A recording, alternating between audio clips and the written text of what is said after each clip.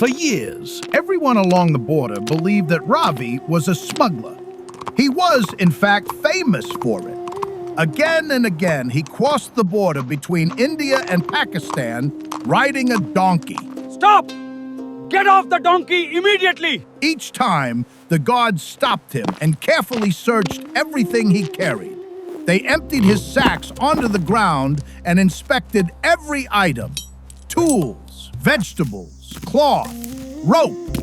They checked his documents and examined the donkey's saddle to make sure it didn't conceal a hidden compartment. On several occasions, they detained him for hours as though he were a murderer. Yet they never uncovered any contraband. One officer thought he must have developed a sophisticated method they were not aware of.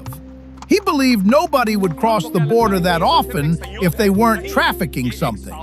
Another guard disagreed. If he were transporting illegal goods, we would have found evidence by now. He can't have been carrying anything without us noticing. We have always been very thorough. Speculation began to spread among the border guards. Some believed Ravi might be involved in organized crime. Others suspected he was part of a smuggling network operating on both sides of the border. A senior officer even suggested that Ravi might have been testing security procedures to expose weaknesses. He might have been gathering information. He could have been reporting back to someone. As months turned into years, the searches became more intrusive. The guards measured and photographed the saddlebags. They compared one crossing to the next, looking for inconsistencies. They kept written records, convinced that a pattern would eventually emerge. Still, nothing. The absence of proof only deepened their suspicion. Ravi's calm behavior unsettled them. He never appeared anxious. He never attempted to bribe anyone. If he had been innocent, they reasoned, he would have stopped crossing long ago to avoid the harassment. Over time, Ravi grew older, and his journeys became less frequent. Eventually, he retired and settled in a quiet village near the border. Without regular crossings to monitor, the investigation quietly faded. Years later, a former border guard happened to pass through that village.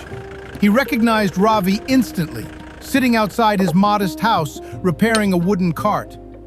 The guard hesitated before approaching. I'm no longer an officer. There are no charges pending, no interrogation, just curiosity. For years, we suspected you of smuggling. We examined every possession. We documented every crossing.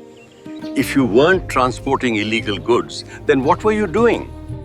And if you were, how did you avoid detection? You were right to be suspicious. So you admit it. You were smuggling something.